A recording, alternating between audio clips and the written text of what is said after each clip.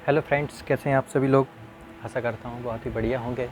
अब आज हम देखने जा रहे हैं केमिस्ट्री हम यहाँ से शुरुआत कर रहे हैं, जो कि आज हम जो पढ़ने जा रहे हैं वह सभी प्रश्न आपके एग्ज़ाम में आए हुए हैं जिन्हें हम देखने जा रहे हैं।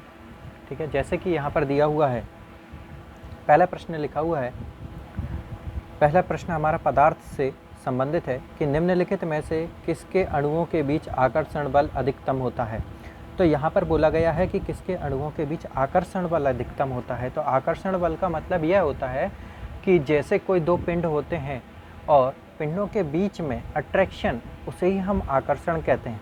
तो हम अगर देखते हैं कि द्रव जो होता है उसके कण थोड़े से दूर दूर होते हैं, गैस के कण बहुत ज़्यादा दूर दूर होते हैं, और प्लाज्मा जो रहती है वो एक प्रकार की द्रव की जैसी ही एक अवस्था होती है, जो ना कि पूर्णतः ठोस होती है और ना ही पूर्णतः द्रव होती है। तो बचा कौन है? ठोस। तो हम यहाँ कह सकते हैं कि जो ठोस के जो कण होते हैं बहुत ही पास पास होते हैं, अतः हम कह सकते हैं कि ठोस के अणुओं के बीच आकर्षण बल जो है वो अधिकतम होता है। ठीक है, तो यहाँ से ये क्लियर हो गया। सेकंड क्वेश्चन है, पदार्थ के संदर्भ में निम्न में से कौन सा कथन सही नहीं है। सही नहीं बताना है आपको, क्वेश्चन को बहुत अच्छी तरीके से रीड करना है। एक्चुअली हम क्वेश्चन को सही से रीड नहीं करते हैं, जिस वजह से हम कई बार सही आंसर पता होते हुए भी हम नहीं लगा पाते हैं। तो यहाँ पर हमने देखा कि पदार्थ के संदर्भ में निम्न में से कौन सा कथन सही नहीं है। तो पदार्थ के कणों के बीच कोई आकर्षण बल नहीं होता, ऐसा तो किसी ने नहीं कहा कि पदार्थ के अणुओं के बीच या कणों के बीच जो है वो आकर्षण नहीं होता है। चलिए ठीक है, आगे और पढ़ते हैं। पदार्थ के कण द्रव और वायुओं में सतत स्थानांतरित होते हैं, बिल्कुल सही है। ठीक है, पदार्थ कणों से बना होता है, सही है। पदार्थ के कणों के बीच अंतर होता है, यह भी सही है, क्योंकि आपने देखा होगा कि गैसों के जो कण होते हैं वो बहुत दूर दूर होते हैं, तो उनमें अंतर भी होता है, बट उनमें आकर्षण भी होता है। तो यहाँ पर बोला गया था कौन सा कथन सही नहीं है, अतः पहला वाला कि पदार्थ के कणों के बीच कोई आकर्षण बल नहीं होता, जबकि आकर्षण बल होता है। चलिए अगला देखते हैं, ठोस के कणों के संदर्भ में निम्न में से क्या सही है। अब यहाँ पर बोला गया है कि क्या सही है ठोस के कणों के संदर्भ में। तो वे यादृच्छिक रूप से गतिशील होते हैं, ठीक है। उसके बाद इनके बीच बड़े अंतराल होते हैं। तो ठोसों के बीच में कभी भी जो है ना अंतराल नहीं होता, और ये जो लिखा हुआ है वे यादृच्छिक रूप से गतिशील होते हैं। तो ठोस के कण जो है ना कभी भी यादृच्छिक मतलब सडनली कभी भी आकर्षित या प्रतिकर्षित नहीं होते हैं, वो बहुत ही पास पास होते हैं और व्यवस्थित तरीके से विन्यासित होते हैं। बिल्कुल सही है, व्यवस्थित तरीके से विन्यासित का मतलब एक पर्टिकुलर एक आकृति में, एक आकार में वो व्यवस्थित होते हैं। उनमें न्यूनतम आकर्षण होता है नहीं, जबकि ठोसों में सबसे ज़्यादा आकर्षण होता है। तो इसका जो आंसर रहेगा वो रहेगा सी, व्यवस्थित तरीके से विन्यासित होते हैं। अगला प्रश्न लिखा है, अभी तक वैज्ञानिकों द्वारा पदार्थ की कितनी अवस्थाएं प्राप्त की जा सकती। अभी तक वैज्ञानिकों द्वारा पदार्थ की कितनी अवस्थाएं तय की गई हैं। तो वैज्ञानिकों के द्वारा पहले हम देखते थे कि पदार्थ की केवल 3 ही अवस्थाएं हमें पता होती थी कि ठोस, द्रव और गैस होती है, बट यहाँ पर अब वैज्ञानिकों ने 2 अवस्थाएं और प्राप्त कर चुके हैं। जैसे कि एक है आपकी, पहली है ठोस, फिर दूसरी है द्रव, फिर गैस और फिर प्लाज्मा, और एक होती है आपकी बोस-आइंस्टीन। ठीक है, तो यहाँ पर आप देखेंगे कि 5 प्रकार की अवस्थाएं हो गई। अब यहाँ पर दिया गया है कि नीचे दी गई आकृति से क्या अनुमान नहीं लगाया जा सकता है। तो क्या अनुमान नहीं लगाया जा सकता है, इसके लिए हम यहाँ पर देखते हैं। तो यहाँ पर बताया गया है कि सॉलिड को ठोस, लिक्विड, द्रव, गैस, देन प्लाज्मा। अब यहाँ पर आपको सॉलिड ये वाला बताया गया है, लिक्विड यहाँ पर बताया गया है, गैस यहाँ पर बताया और प्लाज्मा यहाँ पर बताया गया। पदार्थ की चारों अवस्थाओं की आणविक अवस्था देखी जा सकती है। प्लाज्मा एक तरल पदार्थ है जो शरीर की सभी कोशिकाओं में मौजूद है। यह आकृति पदार्थ की चौथी अवस्था अर्थात प्लाज्मा को प्रदर्शित करती है। यह आकृति पदार्थ की विभिन्न अवस्थाओं के बारे में जानकारी प्रदान करती है। तो ये जो चीज़ बोली गई यहाँ पर बोला क्या अनुमान नहीं लगाया जा सकता है। तो आपको बाकी की सभी चीज़ें तो ये दिखाई दे रही है कि हम यहाँ पर बता सकते हैं कि हाँ ठीक है, सॉलिड में ये होगा, लिक्विड में इस प्रकार से, गैस में इस प्रकार से, प्लाज्मा में ये इस प्रकार से हो सकता है। बट यहाँ पर ये नहीं बताया जा सकता है। क्या आपने कभी अपने शरीर के अंदर झाँक कर देखा है कि आपके अंदर किस प्रकार का द्रव बह रहा है? तो ये हम नहीं लगा सकते हैं अनुमान। अतः हम ये कह सकते हैं प्लाज्मा एक तरल पदार्थ है जो शरीर के सभी कोशिकाओं में मौजूद है। प्लाज्मा आपने सुना होगा कि रक्त होता है उसके पास पाया जाता है, जो कोशिकाएं होती हैं वहाँ पर आपको मिलता है प्लाज्मा, जो कि पेल येलो कलर का होता है। ठीक है, तो आगे हम देखेंगे, इसके बारे में हम चर्चा करेंगे। लेकिन यहाँ पर बोला गया है क्वेश्चन नंबर 6 आपसे क्या बोल रहा है। क्वेश्चन नंबर 6 में लिखा है कि खालिस्तान में विसरण अत्यधिक तीव्रता से होता है। विसरण का मतलब होता है कि कोई एक ऐसे पदार्थ जो क्या करते हैं कि एक अपनी कणों को एक स्थान से दूसरे स्थान पर स्थानांतरित करते हैं, या फिर कणों का आपस में मिलना, जैसे कि अगर माने कि हम दूध में जो है वो पानी मिला रहे हैं, तो दूध के कण और पानी के कण आपस में किस क्रिया से मिलते हैं, तो विसरण की क्रिया होती है। कुछ छोटे कण जो रहते हैं कुछ बड़े कणों से मिल जाते हैं, उसे हम विसरण कहते हैं।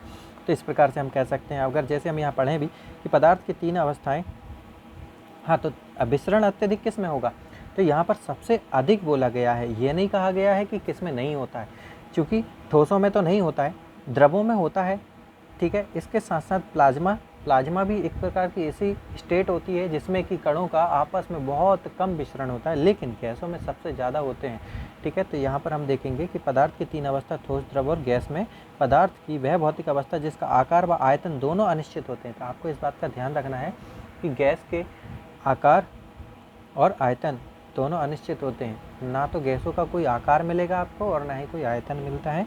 और गैसों में विसरण अत्यधिक तीव्रता से होता है, क्योंकि गैस के अणुओं में आकर्षण एवं प्रतिकर्षण नहीं होता है, ठीक है। अब देखते हैं हम अगला प्रश्न।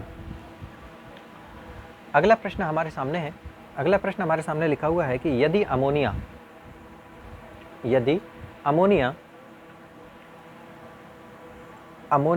गैस, यहाँ पर बोला गया है कुछ इस प्रकार से रीजनिंग टाइप से इन्होंने क्वेश्चन बोला है कि यदि हम अमोनिया को गैस कहते हैं तो बताइए कपूर को हम क्या कहेंगे। तो जो अमोनिया की स्टेट होती है वो किस, ये स्टेट से रिलेटेड क्वेश्चन बोला गया है। स्टेट का मतलब यह बोला गया है कि आप अवस्थाओं से संबंधित क्वेश्चन है। प्रश्न को समझना बहुत जरूरी है। यहाँ पर अमोनिया जो है हम प्रकृति में अगर देखें तो किस फॉर्म में मिलता है, तो हमें गैस के रूप में मिलता है। तो कपूर अगर बात करें तो कपूर किस रूप में मिलेगा, तो वो आप जानते हैं कि यह ठोस में मिलता है। अतः हम कह सकते हैं कपूर जो है ठोस अवस्था में पाया जाता है। यह सफ़ेद रंग का मोम की तरह कार्य करता है। इसमें एक तीखी गंध होती है। अमोनिया एक तीक्ष्ण गंध वाली रंगहीन गैस है। रंगहीन का मीनिंग होता है कि इसमें किसी भी प्रकार का कलर नहीं होता है। यह हवा में हल्की होती है। इसका वाष्प घनत्व 8.5 है। यह जल में अति विलय है। तो अमोनिया जो होती है वो जल में बहुत तेज़ी से घुल जाती है। चलिए अगला प्रश्न देखते हैं। निम्नलिखित में से कौन सा कथन गलत है। जरा ध्यान से पढ़िए, यहाँ पर पूछा गया गलत कौन सा है, तो गलत बताना है हमें। तो पदार्थ के कण स्थिर अवस्था में होते हैं, पदार्थ के कण बहुत छोटे होते हैं, पदार्थ के कण एक दूसरे को आकर्षित करते हैं, और पदार्थ के कणों के बीच रिक्त स्थान होता है। तो ठीक है, पदार्थ के कणों के बीच रिक्त स्थान हो सकता है, बिल्कुल सही है। पदार्थ के कण एक दूसरे को आकर्षित करते हैं, बिल्कुल सही है। पदार्थ के कण बहुत छोटे होते हैं, यह भी सही है।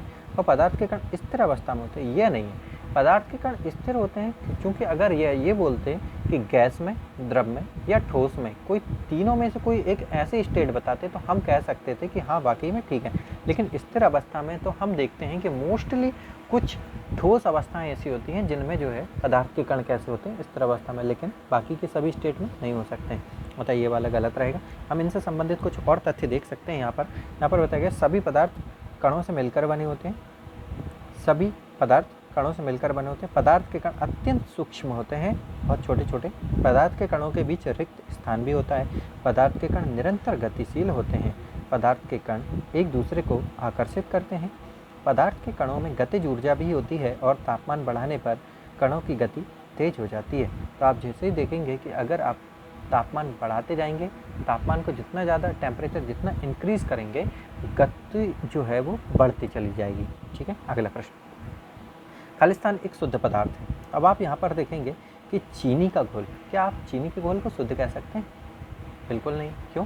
क्योंकि जल और चीनी ये दोनों ही अलग अलग हैं, जिनको आपस में मिलाया गया है।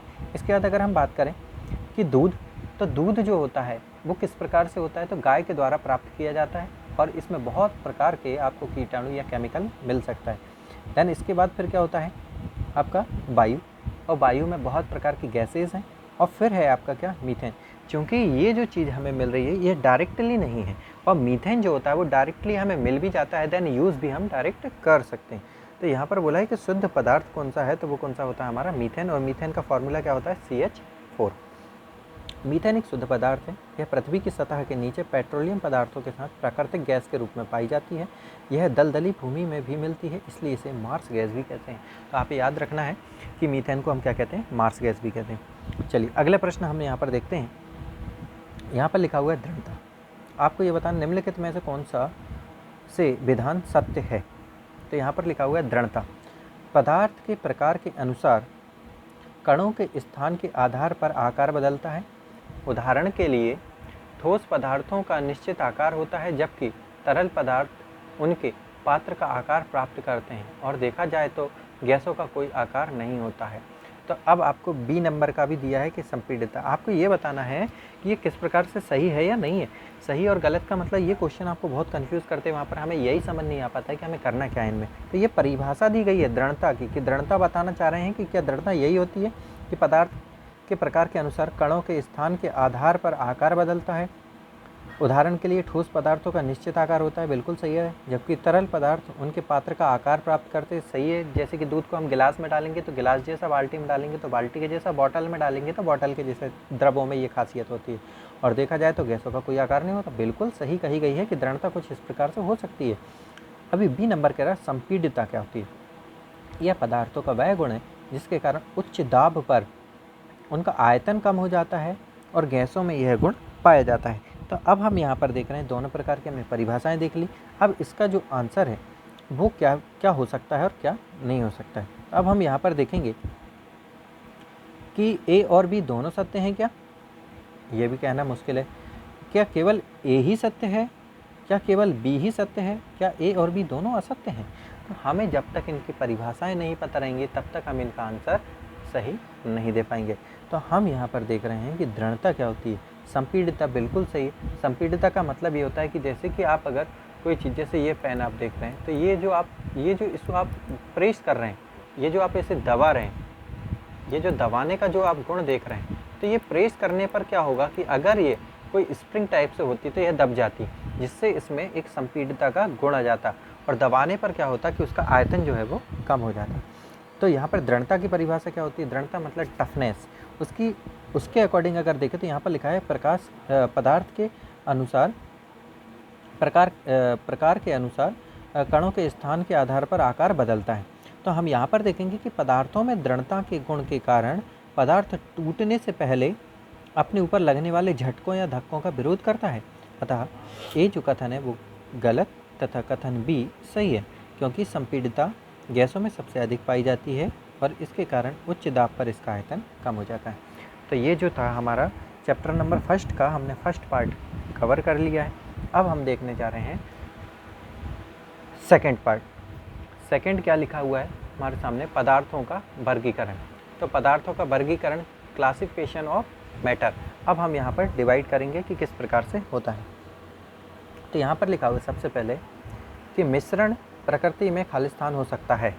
तो मिश्रण किस प्रकार से हो सकता है ये हमें देखना पड़ेगा। अब आप सबसे पहले ये जानेंगे कि मिश्रण क्या होता है।